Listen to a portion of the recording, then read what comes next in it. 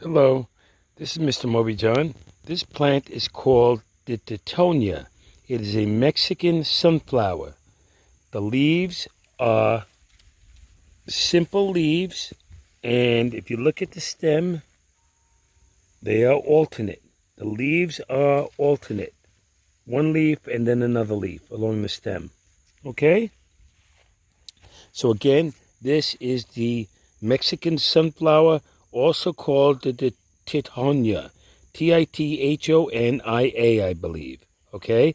I don't know what the scientific name is, but we will look it up. Now, if we look around you, we are in October. It's been destroyed. The hemlock has been destroyed by the woolly adelgid, another insect imported from another country, another invasive insect we're trying to get rid of. It's destroying all the northern hemlocks, all the Canadian hemlocks. Okay? So these are evergreens, conifers. They don't lose all their leaves in the autumn. As I said, some trees don't shed their leaves in the autumn, and one such tree is this tree. If you look very closely, the needles are very short along the stem. This is called the hemlock. The eastern hemlock, also called the Canadian hemlock. Of the grapevine, and you can see what color they're changing. The leaves of the grape turn a yellow color. Okay? And if you look at your leaves on the grapevine, are they alternate or opposite along the vine? If you said that they were alternate, you were right. They are alternate along the vine. These are leaves of the blackberry, and they are turning red, crimson red color. The blackberry. The blackberry, wild blackberry, has nuisance thorns along the stem. They're very, it can be very troublesome, especially when you're going through a forest. You could scratch yourself on these things, but they do give off a beautiful color in the fall, red color. Our first tree that it turns color is the viburnum. It's actually a shrub, as you could see. It's a shrub, and the leaves, as you could see, are arranged opposite or alternate. So I'm going to have you make an educated guess. If you said alternate, you are wrong. The leaves are arranged opposite. In other words, opposite one leaf, there's another leaf. And that's how the leaves are arranged on the stem. In the fall, the viburnum turns a reddish color, and that signals fall in the viburnum. They start turning a deep red color, and the viburnum has simple leaves, as you can see. Very simple leaf, not complicated. That's why they call it simple. Close up of the plant that we were looking at. The burning bush. Again, the burning bush, it's a very beautiful tree in the autumn, although it is invasive. But people plant it nonetheless because of its ornamental value, because it's very pretty in the fall.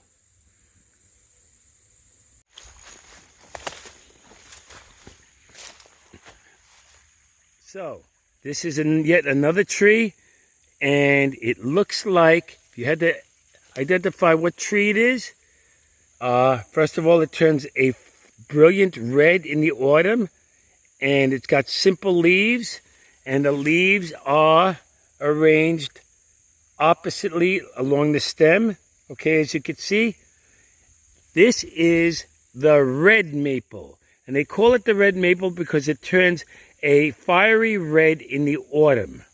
Okay, and we look across our pond, and we're still going to examine that red tree. If I had to make an educated guess, I would think that would also be called the red maple. But we're going to get closer to finally identify what kind of tree it is. In the meantime, we're going to look at this deciduous tree. Okay, most of our trees in this forest are deciduous, meaning that they shed their leaves in the autumn. But this is a gymnosperm, or a conifer tree, and this is shedding its leaves, and that is the larch. And if you look closely at the larch, you'll see the colors of the larch. The tree is turning, the needles are turning a yellow color. So we're getting quite closer, and we could see that this is a gymnosperm. In other words, it is a conifer, but this conifer sheds its leaves in the autumn. Okay? And this is the larch, the American larch. Okay? And look very closely at the larch, and we could see the whorls of needles it has. So some needles fall off a tree, and this is one of them, the larch, L-A-R-C-H. Okay, and you can see the color that the larch changes, a very bright yellow color. This small tree is actually a seedling, but this was once dominant in the forest, and they've been felled by the emerald ash borer, and these trees turn a purplish color in the autumn. This is called the white ash. Called the white ash because the wood is white. When you cut the wood, when you split the wood, it appears very white. And the colors of the leaf are purple, and the leaves are arranged along the stem. As you can see, they appear to be opposite or alternate. If you said opposite, you are correct.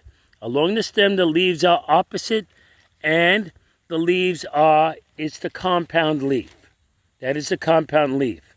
And they do turn a purplish color in the autumn. The reason why we don't see them in the forest any longer, again, is because of the woolly adelgid, which has killed massive trees in the northeast. So you see the oranges of the sugar maple, the reds of the red maple, the greens of the white pine, and we see the greens of the balsam fir. Here we have Cherrytown Mountain, and it is peaking. As you can see, the colors are very vibrant, and it's peak fall season. We are in October, middle of October. Usually it peaks a lot earlier than that, but because of climate change, our falls have been postponed. They've been delayed somewhat, weeks later. But we are getting a brilliant fall, a spectacular fall. And I advise everybody to go out and look at the majesty of these fall colors coming into play. It's not a far ride out of Poughkeepsie. Take a little ride, come across the Mid-Hudson Bridge, and come to the Catskills, and you could see the beautiful fall color of the deciduous forests. Again, another beautiful picture of the Catskills of Cherrytown Mountain. And as you can see, the reflection on Cherrytown Mountain. Here we have more fall foliage. That center tree in the middle, we're going to find out exactly what tree that is, but it does turn a fiery, brilliant red in autumn. So we're going to get closer and examine what tree that is. But as we could see, we could look all around us and we could see the changing fall color. It was a lot greener last month, and now it's peaking. And this is what peaking is all about. In other words, the climax of autumn is when the leaves are bright, very bright colors before they fall off from the trees. As you can see, some trees are not turning any color, and one tree is the evergreen called the pine. That is the Pinus strobus, eastern white pine, one of the largest trees in North America. Okay? Great forests of white pine used to exist, but they were cut down. But we have the pines are slowly coming back, and they are evergreen. In other words, they stay green throughout the year. We'll look at more of these pines a little later in our film. As you can see, the reflection across the pond of the fall foliage, okay, sort of like a mirror image of what you actually see in the forest. Again, we're going to look at that tree. We're slowly traveling to that red tree in the center of our video and find out exactly what it is. I predict it might be the red maple. But looking around, we could see all the fall colors coming into play, the reds and the oranges, and that is a deciduous forest. They shed their leaves in the autumn, and in this deciduous forest, we find red maple, sugar maple, predominant trees in this climax forest. Okay, if we look across the pond again, we could see the bright colors of the red maples and the yellow and orange colors of the sugar maples. Okay, so this tree that's turning a bright yellow color, if we get very close to the trunk, it is unmistakable what the type of tree is. This is a birch. Betula is the scientific name, and it is, the bark of the birch is white, so I believe it's called, the scientific name is called Betula alba, or the white birch. Okay, so if you didn't know what this tree was called, it's called the white birch, and you could identify the white birch by its fall color of yellowish leaves, and the leaves along the stem are arranged alternately. So the leaves are alternate, very simple leaves, not complicated, and the leaves turn a yellow in the fall. Now these other trees here are turning also yellow, and those are the maples again, and these are the sugar maples. Okay, so we look to our left now, and we could see a whole array of colors, reds, yellows, not many purples, because a lot of our purple trees that turn, the leaves that turn purple in the autumn have died because of the invasive insect called the emerald ash borer. So they've eliminated all the purplish leaf trees in the autumn.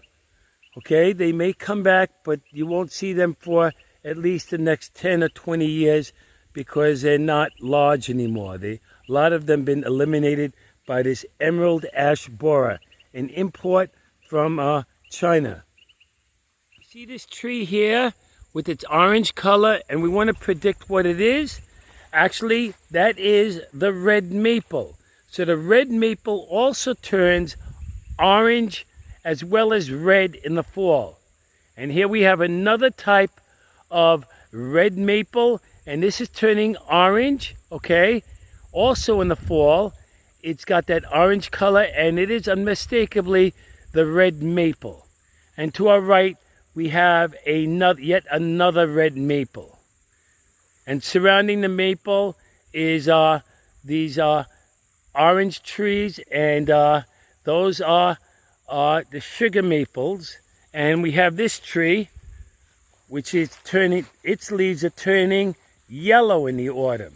Okay, so we're going to get close to this tree, and we find out that the leaves are compound.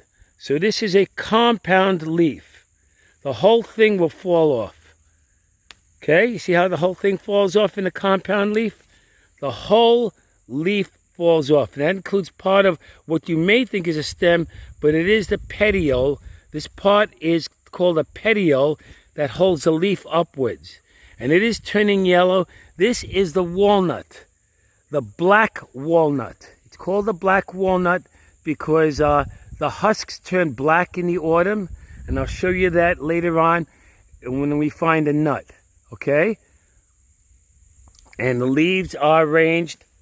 Look at the leaves on the stem. Are they arranged alternately or oppositely? If you said that they were arranged oppositely, you are wrong. They are arranged alternately along the stem of the black walnut. Coming close upon that tree that we were looking at across the pond. And the tree to the red tree to the right is a red maple. Red maple. It's a lot smaller than the sugar maple. It grows a lot faster, and it grows in wet places. As you can see, this red maple is growing right in the water. Okay, to the left, we're getting closer to find out what it is. And remember what my prediction was, and think about it. We said that the left one might have also been a red maple. We're going to find that out now. So getting closer and closer and closer, and lo and behold, it does appear to be a red maple. Yes, it does. So we're going to look at the red maple leaf again. As you can see, the leaves are red maple. Yes, it definitely is a red maple. The leaves are, it seems that the leaves are alternate or opposite. So we have to look closely. They look like they're opposite on a branch. And again, the red maple turns a fiery red color. A lot bigger than the burning bush because it is a tree. So whenever you see a red tree in the forest around this time of year, in October, middle of October, you know it's going to be called the red maple. That's the name of this tree, okay? Another view of the pond and the mirror image that the pond is making across the mountain, and that is called a reflection. Whenever you see a mirror image of something across a sheet of water, that is a reflection. Light is bouncing back, and it produces a mirror image of the display that you're having. We look across the pond, and we could see again all the beautiful colors of fall. The oranges of the sugar maple, the reds of the red maple. So this forest is predominantly maple, and we're going to look at that tree in the right over here, okay, or in the center over here, and we're going to find out what kind of tree that is. But it is turning a yellow color. So we're going to get closer to that tree and find out exactly what kind of tree that may be. But it is turning a yellow color in the fall. Okay, this tree, if we get really closer, it is called the tulip tree. This leaf, a very, very odd-shaped leaf, sort of like a bilaterally symmetrical leaf, a left and a right side. It has these tulip-shaped silhouettes, and that is called, again, this is called the tulip tree. In the fall, you could see that the tulip tree changes a unmistakable yellow color in the fall. In the forest, you'll see these shrubs with red berries. That is called the winter holly. I'll look up the scientific name later, but a little bit about the winter holly. It is a native deciduous shrub that grows in the northeast. It does have what kind of leaf? As you can see, the leaf it has is a simple leaf. Simple leaf, okay? And the leaves are arranged. They are arranged alternately on the stem. They are alternate, okay? So if you could look up the scientific name of the winter holly, that would be very nice. But these berries persist even after the shrub loses its leaves. So we're going to look at this in the coming weeks and see if this is true, that the berries will stay intact on the stem and the leaves will fall off the shrub, and those red berries will stand out. But right now they're standing out right now. They are standing out. They are very visual, and they're very beautiful in the forest. So when you come to the forest, you'll see a lot of these red berry shrubs, and I call it the winter holly. We're going to look up the scientific name a bit later. Here we have our two red maples. To the left is the red maple, and to the right is the red maple. Both giving off different hues of color. Okay? So they are maples, and they're specifically called the red maple. And over here to my left are the birches, and as you can see, they are turning a yellow color. The last trees to change color are the oaks. And there's one such oak here. It is changing color, but rather, albeit a little slower than the other trees, the sugar maples and the red maples. So this red oak will turn color, but it's taking its time. It'll probably turn color in a couple of more weeks. It'll start peaking. The oak forest. As you see, the sun is slowly going over Cherrytown Mountain, and that will be the last day of our growing season.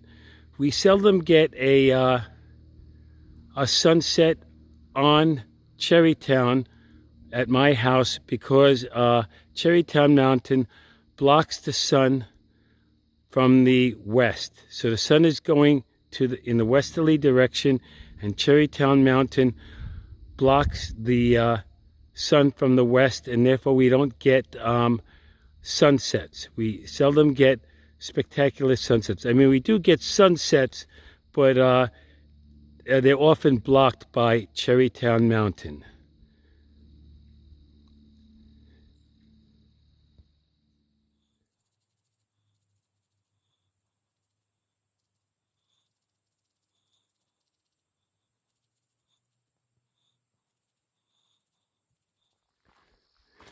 This plant is called the Salvia splendens. Still growing, but it will not resist the killing frost that will happen tonight. They call it a killing frost because it will kill all the annual plants. And this will fall victim to the killing frost, which will occur tonight. So this is probably going to be the last day of Salvia splendens growth for the year. And it will end tonight. This is marigold, African marigold, or French hybrid, whichever you want to call it. And this will also freeze due to the killing frost that will happen tonight. This is the zinnia, and this will also fall victim to the killing frost that will occur tonight. This was planted back in May, and now this will be the last night of its existence because it will die as a result of the killing frost. They call it a killing frost because it kills all the annuals, and the killing frost signals the end of the growing season. So tonight, the growing season will end for all of our annuals in Cherrytown.